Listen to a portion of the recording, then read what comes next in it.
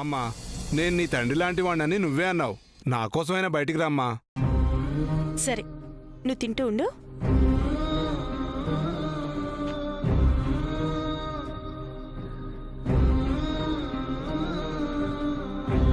వెళ్దాం పద. నానికి ఇంతకు ముందు పోలీస్ స్టేషన్కి వెళ్ళొచ్చిన అలవాటు అనుభవం లేదు. తనకి మామూలుగానే భయం ఎక్కువ. ఒక్కడే ఉండటానికి భయపడతాడు. నేను ఇక్కడే ఉంటాను, మీరు వెళ్ళండి. నువ్వు పోలీస్ స్టేషన్లో ఉండటం ఏంటి సీత? నా మాట విను, ఇంటికి వెళ్దాం పద. నేను మీ మాట వినాలంటున్నారే తప్ప నేను చెప్పేది మీరు వినిపించుకోరేంటి? నాని రాత్రిపూట ఇక్కడ ఉండటానికి భయపడి ఏ జ్వరమో తెచ్చుకుంటే ఎవరు పట్టించుకుంటారు తనని? ఎస్ఐ గారు, ఇక్కడ పడుకోవడానికి చాప, దిండు, దుప్పటి లాంటివేవీ లేవా? నా మరిది ఎలా పడుకుంటారనుకున్నారు? ఆ లోపలేమో కుండ పెట్టారు. అందులో వాటర్ ఎప్పటివో తెలీదు. కుండ కడిగి ఫ్రెష్ వాటర్ పోయించండి అందులో. అమ్మా, అవన్నీ మీకెందుకు? మీరు ఇంటికెళ్ళండి అమ్మా. నేను ఇక్కడే ఉంటానని మా ఆయన గారికి చెప్పాను, మీరు వినలేదా? రాత్రిపూట ఆడవాళ్ళు ఇక్కడ ఉండకూడదమ్మా. రాత్రిపూట పోలీస్ లాకప్లో ఉండటం నా మరిదికి కూడా అలవాట్లేదు. వాణ్ణి నాతో పంపించేయండి, మళ్ళీ ఉదయం తీసుకొస్తాను. సీత, నా మాట విను, వెళ్దాం పద. రానని చెప్తున్నాను కదండి, నేను ఇక్కడే ఉంటాను. రామరాజు గారు, తను ఎవరు చెప్పినా విందని నాకు అర్థమవుతుంది. తను ఇక్కడే ఉండనివ్వండి. థ్యాంక్స్ మూర్తి గారు, ఇప్పటికైనా అర్థం చేసుకున్నారు. ఎస్ఐ గారు, స్టేషన్లో దోమలు ఎక్కువగా ఉన్నాయి. నా మరిదికి ఒక ఆల్ అవుట్ తెప్పించండి. అమ్మగారు, 2 పెట్టమని చెప్పండి, నేను కూడా ఉన్నాను. అవి మనిషికి ఒకటి పెట్టరు, ఒకటి పెడితే అందరికి పనిచేస్తుంది. అయితే సరేనమ్మా. మూర్తి గారు కొంచెం పక్కకు తప్పుకోండి, మీరు తప్పుకోండి.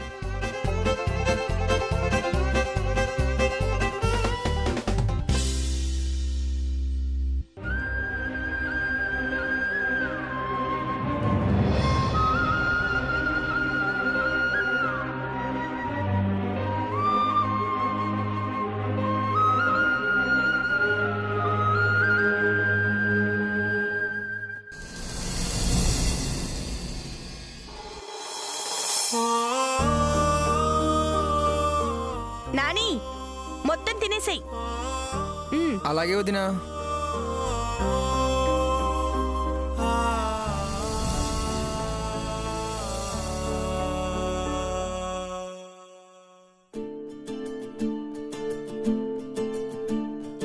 అనుకుందంతా జరిగే వీలుందా? జరిగిందంతా చెరిపే వీలుందా? అనురాగం నీడై పోగా కడదాగా తోడై రాగా కన్నీరే జ్ఞాపకమై మిగిలేనో ఏమో. మనసుండి ఊపిరి లేక బ్రతికుండి ఆశలు పోక ఎన్నాళ్ళి లోకంలో ఉండాలో ఏమో. జాలి లేదే యదమంటకి, కాలిపోదే చితిమంటకి.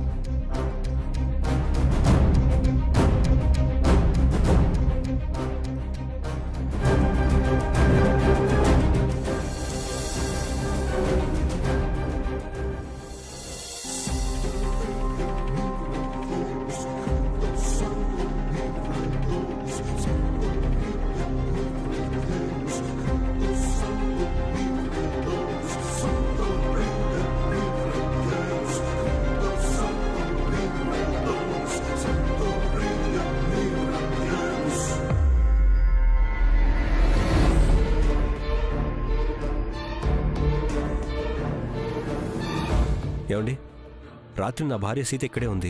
ఎక్కడికి వెళ్ళిందండి?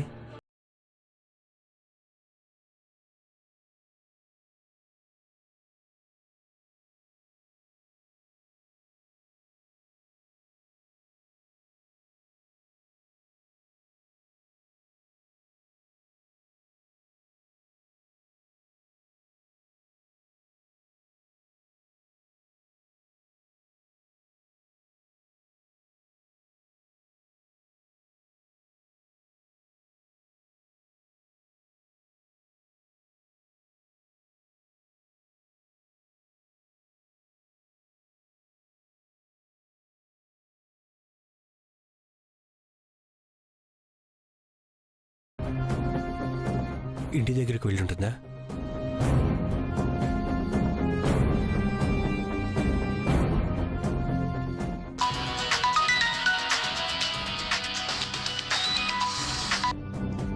చెప్పన్నయ్య.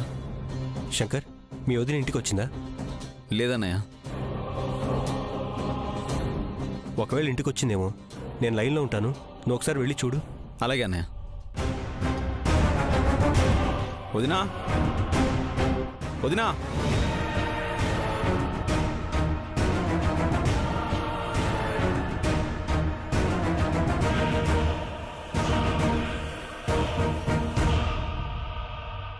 వదినా, వదినా.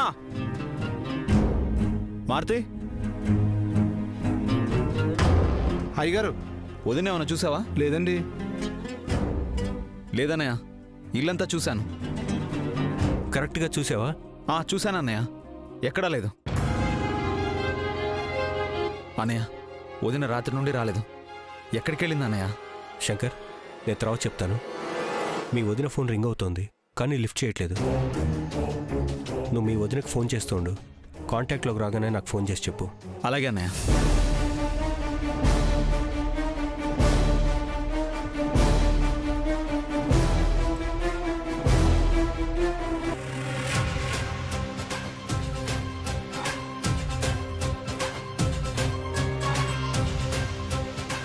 సీత,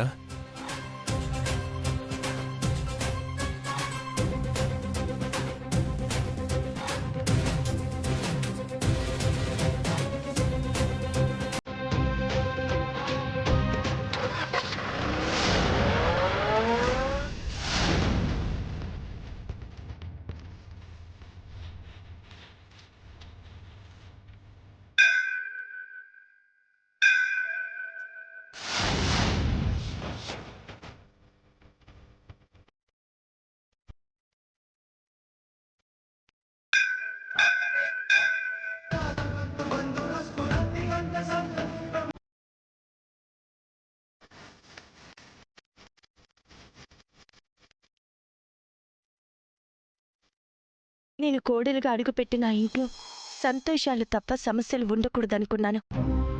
అనుబంధాలు పెరగాలే తప్ప అనర్థాలు జరగకూడదని కోరుకున్నాను స్వామి. నేను అనుకున్నది ఒకటైతే మరొకలా జరుగుతుందేంటి స్వామి? ఇదంతా ఏంటి స్వామి? నా మరుదులకి అమ్మా నాన్నలు లేరు. వాళ్ళని అమ్మలా చూసుకోవాలనుకుంటే నా బిడ్డని జైలు పాలు చేశావేంటి స్వామి?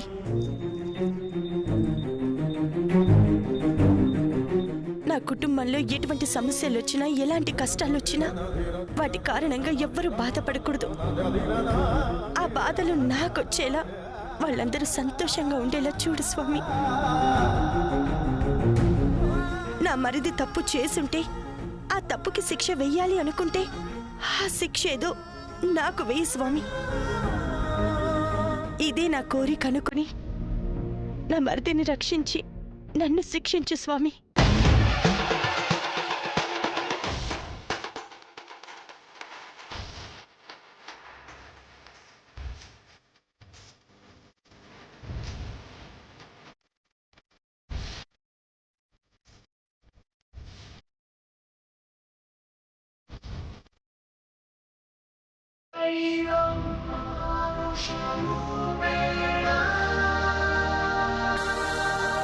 అమ్మా సీత. సిద్ధాంతి గారు చెప్పండి. దేవుడికి నీ బాధలు చెప్పుకోవడానికి వచ్చావమ్మా?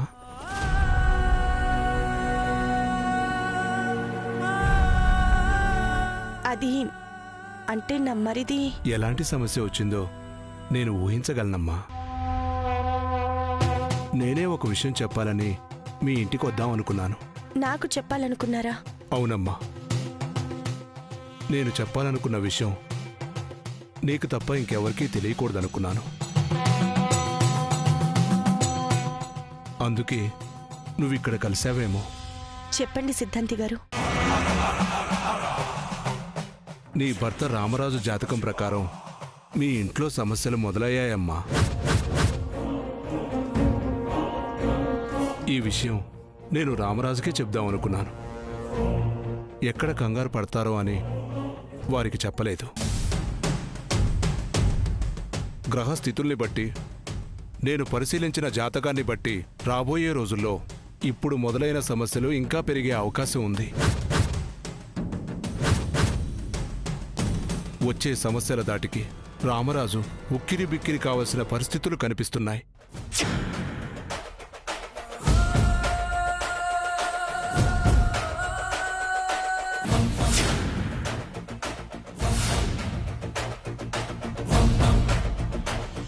ఆ సమస్యల సుడిగుండాల నుంచి బయటపడటానికి నువ్వు నీ భర్తకి, నీ కుటుంబానికి అండగా నిలబడాలి సీత.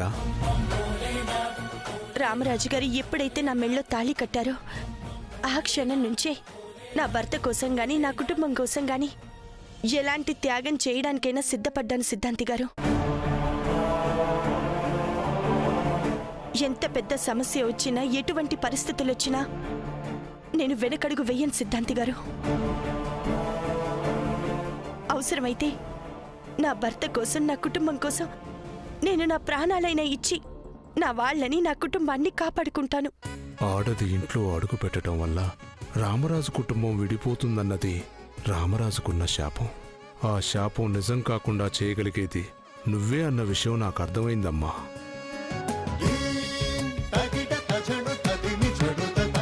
నువ్వు ఏదైనా చేయగలవన్న విషయం నాకు తెలుసమ్మా. అందుకే రాబోయే ప్రమాదాల గురించి నీకు చెప్పాను.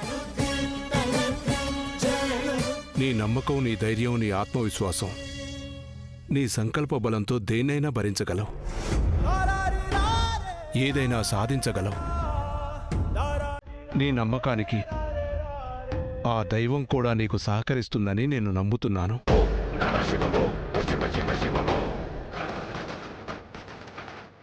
శుభమస్తు.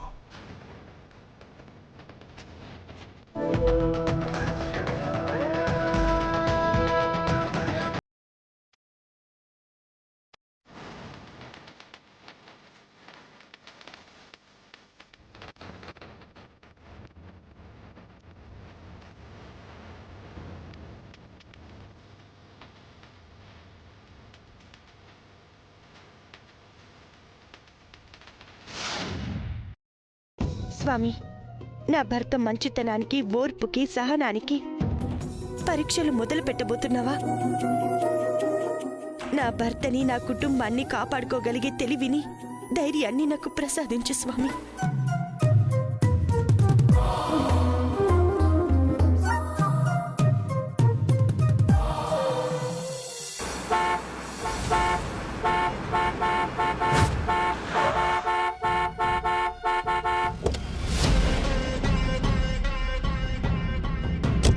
హలో, బైక్ అడ్డంగా ఆపావేంటి? నీకోసమే. ఎవరు నువ్వు? నేనెవరో నీకు తెలియకపోవచ్చు, నువ్వెవరో నాకు తెలుసు. నాకు తెలియని వాళ్ళతో నేను మాట్లాడనని నీకు తెలియదు అనుకుంటా. ఒక్క నిమిషం. ఏంటి? మనం మన గురించి కొద్దిగా మాట్లాడుకుందామా? మనమేంటి? అంటే మనిద్దరిది ఒకే ఎయిమ్ కదా, దాని గురించి మాట్లాడుకుంటే బాగుంటుందని. ఏమేంటి? ఆ రామరాజు మీద పగ తీర్చుకోవడం.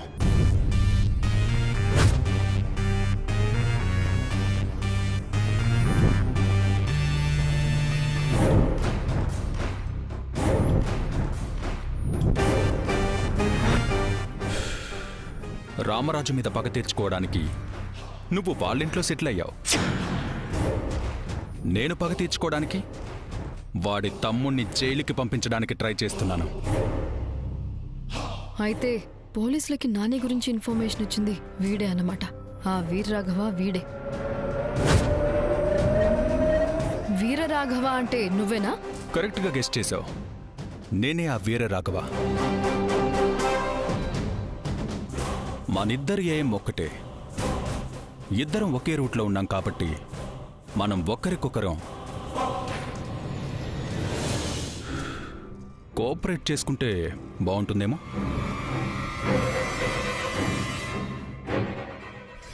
నేను కూడా నిన్ను ఎలా వాడుకోవాలి అనే చూస్తున్నా. ఏంటి ఆలోచిస్తున్నావు? నువ్వు ఓకే అంటే నువ్వు రామరాజ్ ఇంట్లో నుంచి, నేను బయట నుంచి ఇద్దరం కలిసి వాణ్ణి వాడి ఫ్యామిలీని ఇస్త్రీ చేసేయచ్చు. ఏంటి చేసేది? రామరాజు ఇంట్లో ఉంటున్నాను అంటే నేను రామరాజు మనిషినని, నాకు రామరాజు మీద పగలేదని నీకు అర్థం కాలేదా? వాళ్ళ మీద పగ తీర్చుకోవడానికే నువ్వక్కడికి వెళ్ళావని నాకు తెలుసు.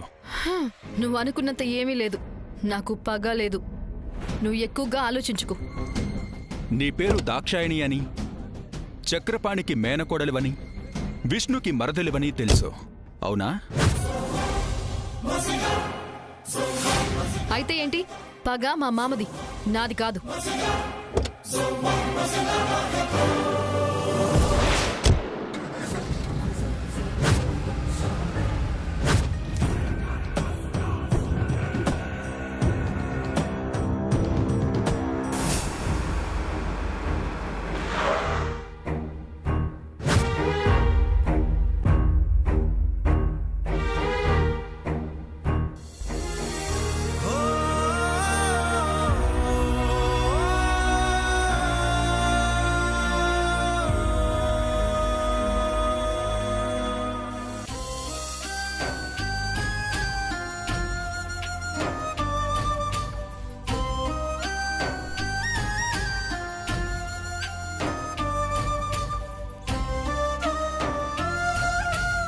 అన్నయ్యగా దారే చూపి అన్ని అయిన ప్రాణం కమ్ముళ్ళకే దూరం అయి కల్లడిల్లుతోందా? ఆయువిచ్చుకున్న తీరుతుందా? అన్న పంచుకున్న ప్రేమను గుండె బండరాయిగా మోయక తప్పదు ఈ భారం. నిన్నొక అన్నలాగా కాకుండా ఓ తండ్రిలాగా పెంచాను. నువ్వు చిన్నవాడివి కాబట్టి మా అందరికంటే సంతోషంగా ఉండాలని, నీకే కష్టం రాకుండా చూసుకోవాలని తపించాను. నిన్నిలాంటి పరిస్థితుల్లో చూడాల్సి వస్తుందని కల్లో కూడా అనుకోలేదురా.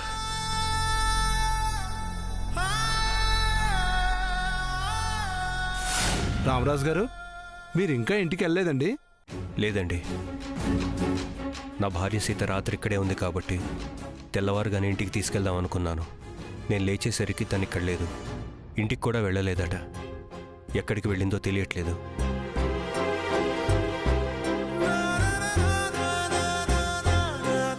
సీత, ఇంతసేపు ఎక్కడికి వెళ్ళావు? నీకోసం ఎంత టెన్షన్ పడుతున్నాను తెలుసా? నేను బయటే ఉన్నాను కదా, వెళ్ళేటప్పుడు నాకు మాట చెప్పి వెళ్ళొచ్చు కదా. అమ్మా అమ్మా, మళ్ళీ లోపలికి ఎందుకు వెళ్తున్నావు అమ్మా? ఎస్ఐ గారు వస్తే మమ్మల్ని తిడతారమ్మా.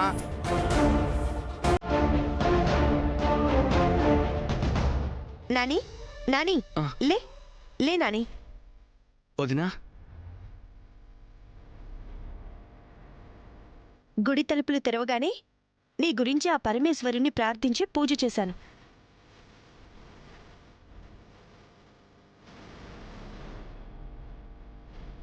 నీకంతా మంచి జరుగుతుంది. నువ్వేం భయపడొద్దు.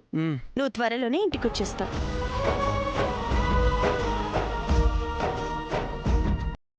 నాని, నువ్వు కాఫీ తాగావా? లేదు వదినా. లేచిన వెంటనే నీకు కాఫీ తాగడం అలవాటు కదా. మూర్తి గారు, ఏంటమ్మా? మీరు కాఫీ తాగారా? తాగానమ్మా.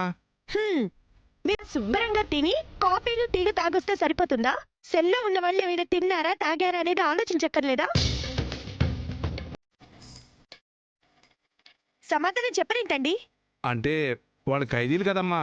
ఏ ఖైదీలు మనుషులు కాదా? వాళ్ళకి ఆకలుండదా? కాఫీలు టీలు తాగే అలవాట్లుండవా? అయినా వీళ్ళని ఖైదీలు అంటారేంటండి? వీళ్ళు తప్పు చేశారని కోర్టులో తేలిన తర్వాత శిక్ష పడి జైలుకి వెళ్ళాక అప్పుడు ఖైదీలు అనాలి. నాని, కూర్చో. అంతవరకు వీళ్ళు ముద్దాయిలే. ఆ మాత్రం కూడా తెలీదా మీకు? నా మరిదికి లేవగానే కాఫీ తాగడం అలవాటు. వెంటనే కాఫీ ఒకటి తెప్పించివ్వండి.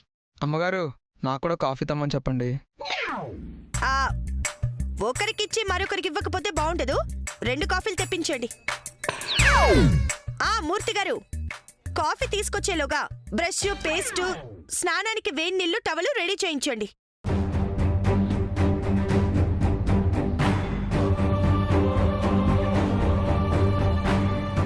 సీత, ఇది పోలీస్ స్టేషన్. తెలుసు. కాబట్టే స్నానం చేసిన తర్వాత మార్చుకోవడానికి బట్టలు కావాలని అడగలేదు. ఏంటి మూర్తి గారు, మీరింకా కాఫీ చెప్పలేదా? డబ్బులు ఏమైనా ఇమ్మంటారా? అక్కర్లేదమ్మా. జయరాం, కాఫీ తీసుకురా. సీత, ఇంట్లో నీకోసం అందరూ టెన్షన్ పడుతున్నారు. ఇంటికి వెళ్దాం పదా. తమరే చూశారు కదా, నేను అడిగితేనే తప్ప నా మరిదికి కాఫీ కూడా ఇవ్వడం లేదు ఇక్కడ. నేను లేకపోతే మంచినీళ్ళు కూడా ఇవ్వరు. నేను ఇక్కడే ఉంటాను, తమరు వెళ్ళండి.